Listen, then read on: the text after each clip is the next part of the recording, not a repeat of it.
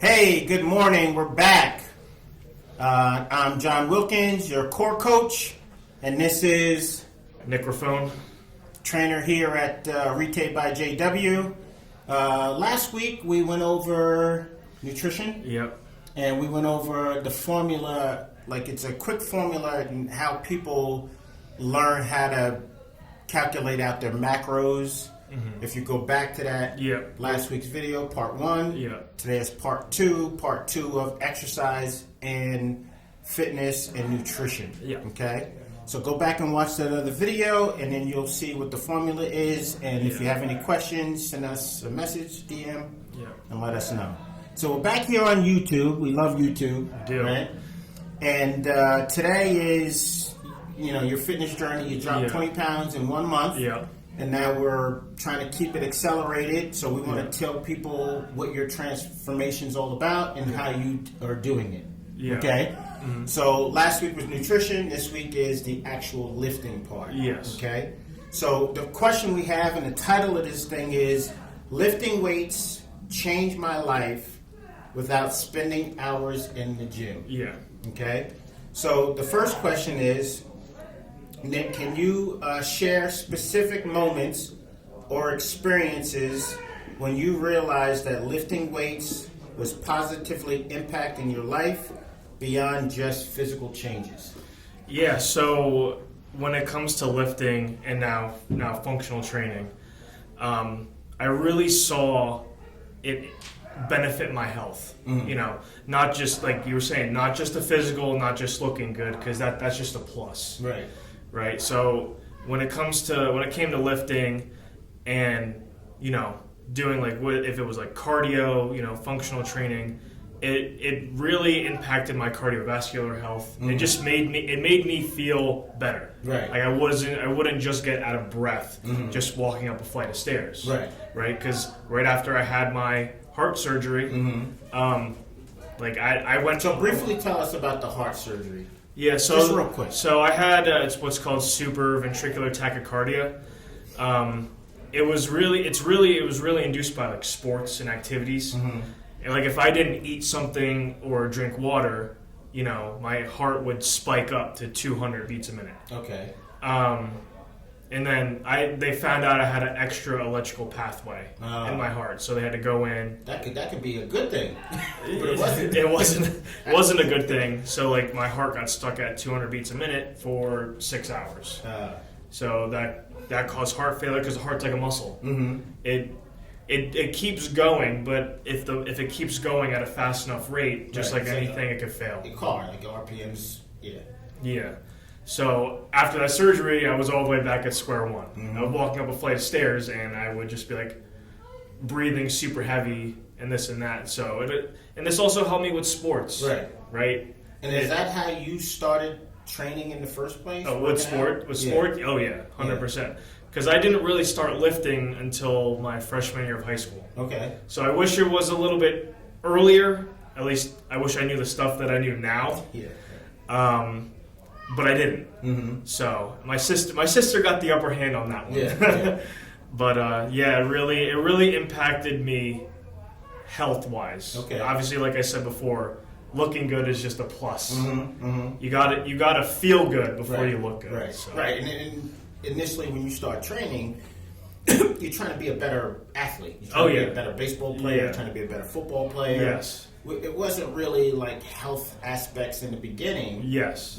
But it became fitness for my sport, and then after that it became I want to look good because you were young, and then now it's my heart was damaged. Yes. And now I gotta worry about my health. Yeah, and I've been through the ringer when it comes to injuries. I had my heart. I've had broken wrists. I had a fractured back. I've been through the ringer. Right? Shoulder surgery. Yeah. And that ultimately stopped your baseball career because you made it to the minors. I made it to the minor leagues, and then it was my shoulder just couldn't take it anymore. So it was just time for me to hang it up. Yeah, you played catcher, so it's part of that is throwing a lot. So it was sad, but I had to come to the realization. It's like, okay, I can help kids not feel the way that I felt. Right. Right. You know, Right. because from going through all the experiences and also what you've taught me, there's a lot of preventative ways to help the shoulder, to Right. help the rest of the body not break down. And I was only 24, Right. Right. and my body was already breaking down. Yeah. Yeah. So if you can start these kids at such a young age, building up the foundation, and then incorporating the lifting after they have that foundation, then it's going to set them up for success in the future. Right. Right. Range of motion, Yes. flexibility, all that stuff. That's important. I didn't have a lot of flexibility. I had it in my legs. I did not have it in my shoulders. Right. Right. That's also what caused the tears and stuff, because I wasn't able to come back all the way or bend my arm all the way back as far as it could. Right. Right. And that sport that's what it is. Yeah. You know. So, so my second question is, can you share? Oh no, that's the first one. What is your initial perception of weightlifting? So we just touched on that. Yeah.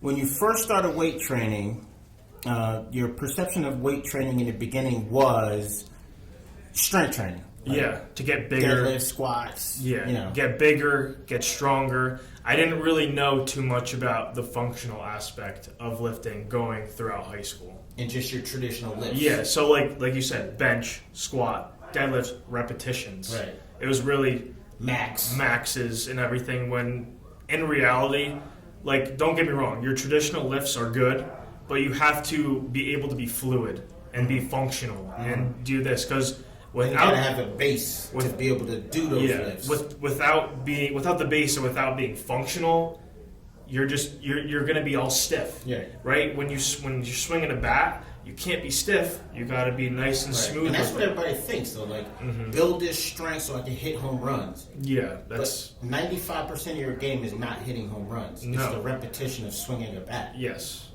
100%. Yeah. yeah, And that's like every sport. Everybody's always training for the home run. yeah, and that's one part of the game. Yeah. There's so many different aspects to the game that people need to understand. Like, yeah, you might not be hitting a lot of home runs and doing all the flashy things, but if you're consistent, that's what people look for over hitting all the home runs. Right, It's right. consistency. And I'd rather take a guy that hits 300 or 400 than a guy that hits 25 home runs. Right. 'Cause that means you're getting on base, you're scoring runs, you're And doing you're what you driving need runs to. in. Yeah, you're doing what you need to do. Oh, absolutely. Yeah. Absolutely. So, who started you out weight training? Did a coach? Did you just look at stuff yourself? And I started with my dad. Okay. We started actually in our garage, because we had a bench in our garage. It was actually on the side. We had to put it. There was a car here, and then the bench was in between the car and the. So I really just started like benching. Started like going to the high school gym. I didn't really know what I was doing at the high school gym. I would just kind of watch what everybody else was doing. Like, okay, I probably should do that. Yeah. But I didn't differentiate it from like baseball to football to basketball to whatever, because everybody was doing the same thing. Right. Right. Everybody was following the football lifts, the big explosive lifts, and not basketball where you need to be doing functional like sprints, stuff like that. And then with baseball, it's because and then another thing with baseball is a lot of people like to run long distance. Right. That's all. Well, baseball is explosive. Explosive and sprint. Explosive stop. Yes, it's not long distance, Right. Unless you're an outfielder or a pitcher. And even then, it's you'd be jogging around. exactly.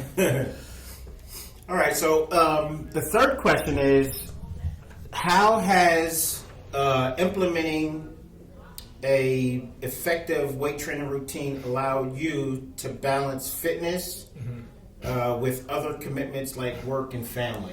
So especially initially, let's go through that, and then towards the end we'll talk about what it's like now. Yeah. So initially, when I first started lifting, right when I was like first started and then really getting into it, I was in the gym for like 2-3 hours a day. Right, because you have to lift and then you have to give your muscles a break to recuperate and then lift again, and it was way too much time. Everybody be texting me, "Where are you?" I'm like, I'm only halfway through my workout. Right. And then I'm missing things that I should have gone to because I wanted to lift. Probably wasn't my best choice. Right. But when it comes to now, I'm when we have the bar, when we have the straps, when we do all this stuff, it's literally from like 5 minutes to 30 minutes out the door. Full body, range everything. of motion. And I feel it more doing this than I did actually lifting. Right. Right? Because when we're lifting, you're only isolating one muscle. Mm-hmm. So you're doing one, maybe two muscles, right. muscle groups and at a then time. Training the body Yes. to disconnect. Mm-hmm. When we don't swing a bat like that. No. We don't throw a ball like that. We don't tackle anybody No. like that. But that's what everybody's teaching. Yes. So it just doesn't make any sense to me. And that's where you see a lot of injuries. Yep. You see a lot of, when it's either football or soccer, you see ACLs, Mm-hmm. right? Baseball, you see a lot of shoulder, a lot of back, a lot of elbow, Yep. right? But if you can use your whole body, right, from your hand to your forearm, all the way through the shoulder to the back, Mm-hmm. and not just isolating Like the shoulder. A lot of things helping one thing as opposed to. Yeah. And I always associate it like this. I always say to people, like, imagine we had 150 people in this gym, Mhm. right? And we're Yeah. all training. Yeah. And it started snowing outside. Yeah. And one person left and went outside and started shoveling. Yeah. Wouldn't it be faster and easier if everybody grabbed a shovel Yeah. and started shoveling? Yeah. Right? Oh, 100%. It's the same with your body. Yeah. Wouldn't it be easier? Wouldn't it be less demand on one muscle if every single muscle Mm-hmm. and every single muscle fiber Yes. in density Mm-hmm. was activated, got up, and helped? Yes. One. That's what functional training is. You hit the nail on the head, Yep. right? We're not just isolating one muscle group. We're having everything come together. Mm-hmm. And imagine what the results are now, right? Besides the Yeah. injuries and stuff, oh my goodness! Imagine hitting the ball. Imagine Yeah. swinging a bat. Imagine going up Yeah. for a dunk. Imagine rebounds. Imagine a tennis player. I mean, it's in every sport. And Yeah. what people don't realize is they think that everything's supposed to be sport specific, right? Mhm. The core is specific to everything. And everybody. Everything and everybody. I Yeah. don't care if you're 0 years old all the way up in your 80s and 90s. Yeah. Right? When I rake my lawn, everything's supposed to be working. Yes. Right? Mhm. But they're disconnected. Yes. So I can't rake as long as I want to. Mhm. I can't climb the steps like I want to. Carry your groceries Carry inside. your groceries, you know? Yeah. It's I just. can't. And that's the thing. It's like some people grab onto that early, so you see these athletic phenoms that can get their bodies to twist and turn and do all Yeah. this stuff. And then you got the block, Yeah. who's just sitting there, who's Yeah. anchored down to the ground. If we blended them a little bit, perfect athlete for Oh. every single sport. Yeah. And that's the base, it's the inner core. Yeah. And not a lot of people train like that. Right. The way that they. Oh, they'll train Sure. for like a couple minutes. Like Yes. they'll do the whole workout and then do kind of Russian twist at the end of the workout. Yeah. When- Involve it in the whole thing. Exactly. It's like, yes, do your lift, but do something functional with it. Right. Or just do a whole functional workout, and then Yeah. the next day do a lift, do a functional, do a lift. Just Yep. you have to maintain that functional aspect, because without it, there's like we were talking about before, there's going to be a lot of injuries. Mm-hmm. You're going to be stiff. You're not going to be as quick or as fluid as you can be. Right. And Right, that's 'cause- a great word, can. Yeah, because everybody has the ability to be something more than they already are, Right. right? So you just have to Push. push. Typically, that goes hand in hand with Yeah. hard work. Yes. Like I hear kids all the time, oh, so and so signed for $700 million, and then I look at his work ethic Yeah. and I say, no wonder why he Yeah. made $700 million. He don't sleep. That He- guy is worth the $700 million. It's not what they do on the camera; it's what they do off the camera. Right. That's what builds your character. That's Right. what makes you great, Right. right? You can be all flashy for the camera, but if you don't do something outside of that, And then Where does that lead that's called your winning formula. And you Yeah. take that winning formula and apply it to every other aspect of your life. So now you're a great person. You know? you're not a great only athlete, yeah. you're a great father, you're a great mother, you're a great husband, wife, you know, you're a good mentor. Mm-hmm. Yeah. I mean, the whole package. everything. Yeah. And I feel like because, you know, when you came here, you first started out me training you. Yeah. And then now you're helping us in the gym Yeah. with other kids to Yeah. show them your journey and Yeah. how you did it. You know? Yeah, and it's benefited me to the point where it's like I can't go back. Right. Right? From where when I started here to now, myself personally, it's not just the physical aspect, it's also the mental and the emotional aspect. Mm-hmm. Right? Because Yeah. you can say it, from when I came here, I was terrible. I'll just be honest. Physically, mentally, emotionally. Yeah, I remember we were outside on the side of of this building. I couldn't hold a plank for more than 20 seconds. Right. I think I threw up in the woods. Right. And it was only 30 minutes. Mm-hmm. And I used to lift for 2 hours. Yeah. And it's just Yeah, it's yeah, crazy. yeah. It's crazy. And the funny thing is, I have these kids in this room, and adults. Yeah. We start at 6.5 years old. I started kids at 6.5. Mm-hmm. And the oldest person I've had here was 82. Mm-hmm.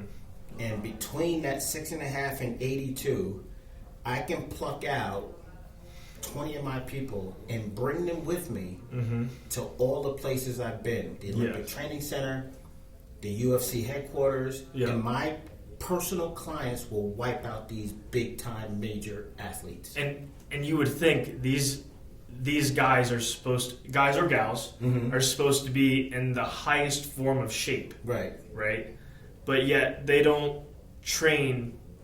Not that they don't train as much functionally compared to And even when us. they do train functionally, they think movements are still functional. Yes. So you take those movements and you add tension for time. Yes. Right? Because that's what your sport is. You might hold the bat for a couple seconds up there, but in that amount of time, you've done 15 reps. Yeah. But that's like you half swing and come back, half swing and come back. Nobody does that. No, you need the You have to have to hold it. Yeah. You actually have to hold that until that pitcher decides to throw the ball to you. Yeah. And then what happens is, if we don't have that, we wait until he's almost in motion before we put the bat there, because we know we're going to drop. Yeah. You know. So why don't we train like that? Imagine, and I like I like what you said to me while I was still playing. Right. Imagine you could be like how you were in the first inning, like the ninth inning. Right. If you can be at 100% from the first inning to the ninth inning, look how great you can be. Right. Like if you see some pitchers now in the major leagues, they're still throwing over 100 miles an hour into the ninth inning. Right. Which is crazy. My arm will fall. Right. All right. So the next question is: have you experienced any unexpected benefits from lifting weights that have affected you mentally, emotionally, well-being? We touched on that. Yeah. So one of the things I can see Yeah. from training you is you have your, what I call them duh moments, right? Yeah. Duh. Yeah. Like, Nick, go do this. And it takes you a quick second to actually think about it. I'm not sure if you just had a lot on your mind. Yeah. It But could be. for a while, years, Yeah. that's what we have to train the kids to get out of. Yes. So when they're coming here, I tell them, you got a 30-minute drive here. You might have an hour and a half drive to me. Yeah. You might took a flight here, you know? Yep. And if you're not thinking about what you have to do here, Yep. those cobwebs are going to stop you from performing, right? Yeah. And then they know how I get, right? So I don't let you get away with it. You got some extra and something hard if you come in like that. Yes. So I find when the parents talk to me, that's the piece that they're telling me. Oh, I know my kid's getting fit. I know he's doing well. But you know what? Emotionally and mentally, that guy is sharp. You know what I mean? And then the body comes with it. Yes. So I always work with the emotional part first. Yes. I always work with the mental part first. Yes. And then we'll tackle the physical. Yes. The inspirational part we teach you because I don't want mom and dad clapping for you to get motivated in your coach. You need to have some steps in place where you're going to have to do that to yourself. I don't need somebody to say, good job. I know I did a good job. I worked for it. Yeah. I prepared myself. Yeah. You know? Yeah. So based on that and the things that I see here, how is that different for you now? Oh, my mindset from when I first came here to now is a total 180. Mm-hmm. You know, I'm not perfect. I have my duh moments Mm-hmm. at some points because I got a lot going on. We'll touch on that in a second. Yeah. But I definitely think you have to be able to motivate yourself, because the only person that is truly there for you is you Right. and God. And God. Yeah. Obviously. But you have to, even if you're in a slump, Mm-hmm. if you've thrown a couple interceptions, if you've missed a few shots, right? You need to be able to pick yourself up without somebody telling you need to pick yourself back Right. up, or get your head out of your butt, or Mm-hmm. whatever. Because if you already, at least from my experience, if you know what your mistakes are, right? You're already ahead of the game. Right. Like, oh, I was out in front of a pitch, I got to keep my shoulder closed. I don't need somebody to tell me that. I already know. Right. Right? And then you Right. know the making adjustments. Mm-hmm. That's the word I was thinking of. If you're able to make adjustments, whether it's lifting or playing your sport or even in nutrition. Mm-hmm. If you mess up, like let's say you mess up a meal, and I know we talked about this last video, Mm-hmm. get right back on. Right. Right. Right? There's no, oh, I'm going to wait till tomorrow, or I'm going to wait till later to fix this. No, Right. you need to make your adjustments And that's now. true in relationships too. Yes. I mean, we're not perfect in our relationships. You know, sometimes you might have something on your mind, and you Yeah. snap a little bit at your Yeah. girlfriend, or your fiance, or your wife. Yeah. And then all of a sudden you're like, oh, but you're so stubborn you don't want to apologize. You know what I mean? So Yes. I think like this whole evolving into who you are Yeah. with God Yes. and prayer and the friends around you still doing the same things. Yeah. Like you're not partying, you're not out drinking, Yeah. you're not out there late, and you're really dedicating your Yeah. life. The whole thing changes. Yes. And my goodness, when it changes, it is Yeah, magnificent. because when I was in college, right, I wasn't a party person. I never really Yeah, was. me neither. They would ask me like, "Hey, why aren't you coming out?" And while they were doing that, I was hitting off a tee at 9:00 at night. Right. And then you Because- become the oddball. Yes, Right, you become the outcast is Yeah. what I like to call it. But that's what makes you better, Right. right? Not saying that they're And bad you ain't- people. well, right, and you ain't bringing them friends with you. No. You know what I mean? Like your journey in your life and your development is you, and then for you to give to others. Yes. You know what I mean? So that's Yeah. our serving. Serving. I And was if, just and, about if, to say that. and if we're doing what we have to do, and somebody dislikes us for it, Yeah. or they're not including us in Yeah. on it, Yeah. that's that part of the journey that I should be Yeah, on. I always say this: if somebody is, jealous of you, of something that either you're good at, they see something in you that they want, Right. that they don't have, and they're trying to figure out how to get that. Right. Sometimes people have to figure it out on their own because they're just stubborn. I'm stubborn sometimes Yeah, too. oh, yeah. I have to Yeah. learn from my mistakes. Yeah. Yeah. But if they need help, also help them. Right. Too. That's like you were saying. The serving. That's where the serving aspect comes in. Right. Right. Just because somebody did you wrong Mm-hmm. doesn't mean you just completely turn them away. Right. Right. You don't have to talk to them, but if you feel on your heart that they need help. Oh, absolutely. Absolutely. Because we're all working together. Oh yeah, You know? 100%. So, you had a life of weight training. Yeah. I'm not saying it caused the injuries, but Yeah. Oh. we didn't build the foundation to be able to support what Yes. you were putting on. Yes. You know what I mean? So the last question is, what advice would you give to somebody who feels intimidated by the idea of lifting weights, but is interested in making a change in their lives?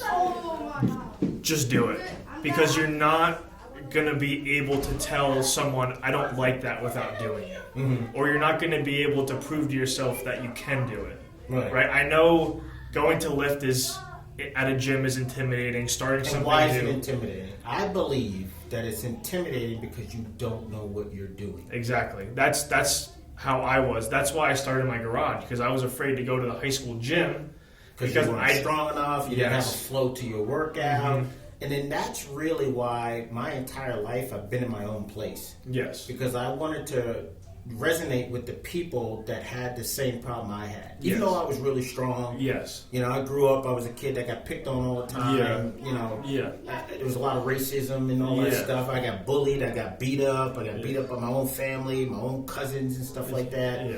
And when I actually got really strong, everybody stopped. Yes. You know? Mm-hmm. But I was actually hurting myself lifting, Yes. trying to be so strong. Yes. You know, I was that foundation guy, the Yeah. non-foundation guy. Yeah. I remember I was running like a 4.4840. Yeah. Then I started lifting heavy, and for the combines, I ran a 4.6. Yeah.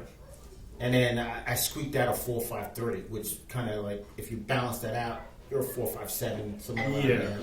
You know, and I'm sitting there going, wow, what the heck happened to me? I was fast. I wasn't fluid. I wasn't loose. I wasn't anything anymore. I was tight, strong. And it showed. I was going for that, get the hand off and go for that big hit. Yeah. And there was no drive afterwards. Meanwhile, I would hit you, not stay there, bounce off, and take off. Yeah. And now I lost that. Yeah. You know? So for me, I've always hated lifting. Yeah. So now, as I get older, and I came up with this finisher bar, you know, God gave me this bar, Yeah. and I changed my whole approach to working out. Yeah. So now it's more functional. Yeah. So it's risk versus reward. Am I 56 years old? Am I going to come in here and do my heavy deadlift? Mm-hmm. Or am I going to do things that with no risk to give me more benefits? You know what I mean? Like into a deep lunge, holding a strap with a 10-pound or 15-pound dumbbell. Yeah. And most people can't get off the ground, but I can still get over here and deadlift 400 pounds. Yeah. You know? Yeah. And unless I was lifting my car, Yeah. I'm fine.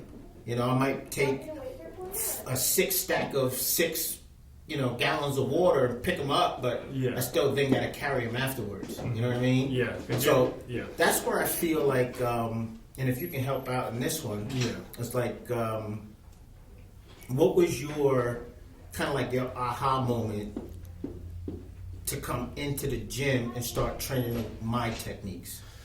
It was, because my sister came here first, right? And I remember she was the weakest person. She was the weakest person. And, you know, I would say cocky person. I didn't come here right after that time, but I went to when you were at the other place, and I came and I'm like, this is going to be too easy. I went in there. I don't even think 5 minutes after I was outside puking in the driveway. And then I was thinking about it, and then my parents were like, would you want to go to John's? And I was like, you know what? Like, this is going to make me better. Mm-hmm. That was my aha moment, because I had never thrown up in a workout before. Oh, okay.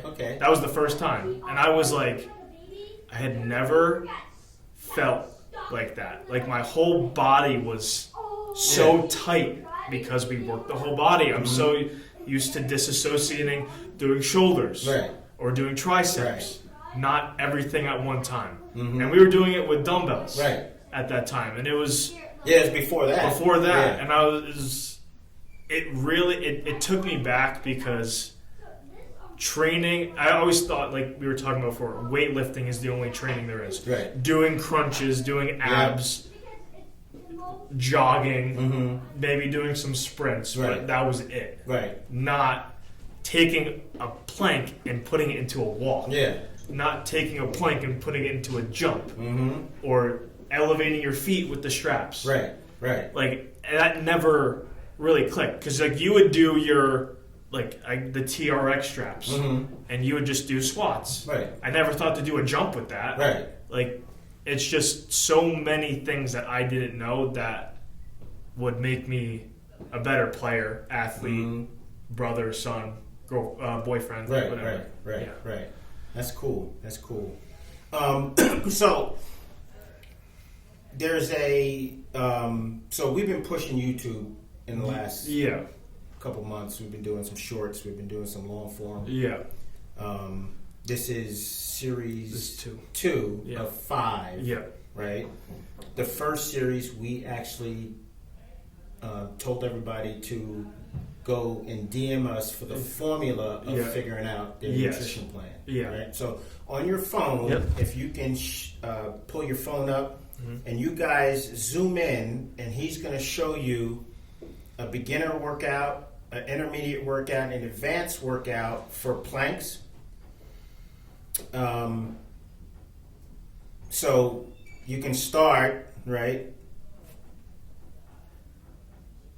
And then from there, there's probably 400 exercises that go off of that. And what I do is what we do is we train the kids in here, or people. Yep. And then we also train them online. Yes. I've started a training course. You can be anywhere in the world, and you can zoom in and chime in on one of my trainings, and then we'll get you up to speed too. Yep. Right now he's becoming a school teacher, so he'll be a school teacher by day, and then he'll be in the gym afterwards, showing just doing the passion, putting your passion into a business.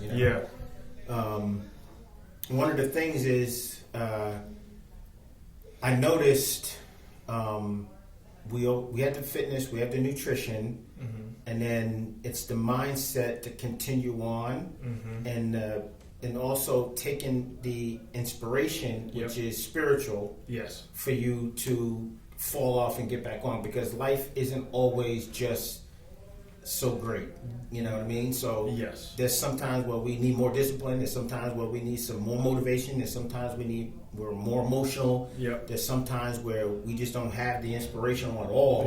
You know what I mean? But when we put all those components together and we walk with God, then I feel like anything can happen. Anything is possible.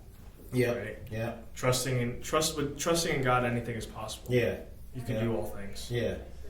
And I've witnessed that firsthand. Whether it was myself, whether it was you, whether it was my family or my girlfriend, I've seen it, right? Because with God, He's not just going to speak to you directly. He's going to give you the opportunities to prove it. Right? You ask for patience. He's not just going to tell, here's patience. He's going to give you an opportunity to be patient. And God, now listen, God was with you the other day. Right? He's always with you. He's really with you. Tell everybody what happened. I was driving the other day, and I hydroplaned into another car. And I will say, from doing these workouts, if you guys wanted to know, an airbag that comes out of your steering wheel, and you do these exercises. What's the speed of the airbag? It's like 200 miles an hour. So 200 miles an hour, this bag is... It hit me right in the mouth, but my head didn't move. Usually when people get hit in the face, it's gonna snap back. But so you don't have whiplash, right? No, nothing. I was sore for maybe an hour, but then after that, and then you had some scrapes on your legs. My legs were totally fine. No pain, nothing. I was walking around outside and So it's a scary moment. I get a call from your mom, and she's like, "Nick's been in an accident. You just left here." I literally right up the road. Not even 2 minutes after. And I always tell people, when we first train, when you first come in here for the first time, and you do all these things we've never done before, what does everybody say that they feel like afterwards? They say that they've never felt like this before. Right. They felt like what the reaction that comes back is, they say, man, I feel like I was just in a car accident. That's what we turn on here. Turn on. Then to experience a car accident, and you don't feel like that.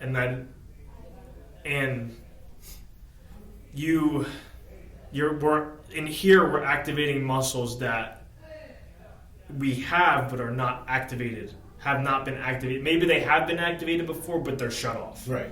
Because you don't use them all the time. Right. But when you come in here and you constantly train those muscles that are not activated, they stay active. Right? And then especially something like that happens, you're able to have that support throughout the whole body. Right? Whether you get spinal support. Whether you get hit in the face or hit in the legs, because the airbags for me was in the steering wheel and at the legs. Right. So when I literally got hit in the mouth, and I just was there, stayed there. Yeah. I honestly didn't expect the airbag to come off, but it just goes to show when something like that happens, like the support throughout, like you were saying, throughout the spine and throughout the body is solid. In the neck. Yeah. And the fact that you're holding on to the steering wheel, you hit something and the jolt comes into your body. Yeah, I didn't jolt. It was just like this. Yeah. And they say in a football game, right? Yeah. You go through that every hit. Yep. You go through that jolt, two bodies hitting each other. And it's like getting in a car accident. Yeah, it's like, what do you do to strengthen that up? And you know what I mean? For all the football players out there, from that, I never played football myself, but from that experience, it really shows how much support you do get from doing this, right? Or the strap, or just all the other functional stuff, right? Because in reality, I should have been launched back in my seat, but I wasn't. Or you should have been snapped back or something, right? Yeah. My last buddy, he broke his wrist because he hit and he snapped this way, you know? Yeah. His knees went into the dashboard because they crunched him. Yeah. You know? So, and he also does a lot of work here. So his surgeon and then their therapist actually came into my place and said, look, there should have been a lot more damage. You know, he told me that he feels this great because of what you're doing. Can we see what you're doing? Yeah. So now I'm in, you know, contact with 14 physical therapists because of that one therapist and doctor. And that's why this bar should and will be in every sports facility, physical therapy, everything like that, because not just from my own experience, but from seeing other people even come back from injuries. Right? Like even with my shoulder surgery, I was on the bar 3 weeks later. Right. And it never felt like it did after. Right? Because we're still working on the mobility, but I have much more mobility now than I did before. Right. And imagine if all this stuff was done beforehand. Right? It would definitely be stronger, but it's way stronger now. Yeah. And it's just, the benefits are just out of this world. Now, the one thing is, if people come in for the first time, they're not going to be doing your workouts. No. So we came up with a beginner routine. Yes. Where you're doing 30 seconds on a plank. Yeah.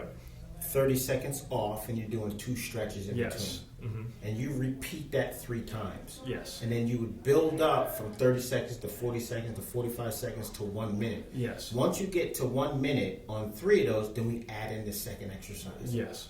And then once we build that up to a minute and a minute, then we add in the third exercise. Right? So we got the high plank, the reverse plank, and then the last is the side plank press. And then we build that. And then from there, then we can branch off. If you're strong enough, we can branch off to toe taps, shoulder taps. And then even with what that program is called ICC 30, so it's inner core connection 30 in 30 days. The second one is inner core connection 30 extreme. That's when you're doing all the plank jumps, plank walks, reverse planks, froggers, all of that stuff. So those are the things that are coming out. This is Nick. Thanks for stopping by. Of course. It's great hearing your story. We're going to hear more because this is series 2 of 5. We're going to continue, going through his journey and his transformation. All right. Thanks, John. Thanks for being on. Yeah, of course. Appreciate it. Thanks for telling everybody. No these problem. questions. And again, DM. YouTube. We love you. Just do it. If you're thinking about doing it, just do it. That's all I'm going to say. All right. Perfect. All right.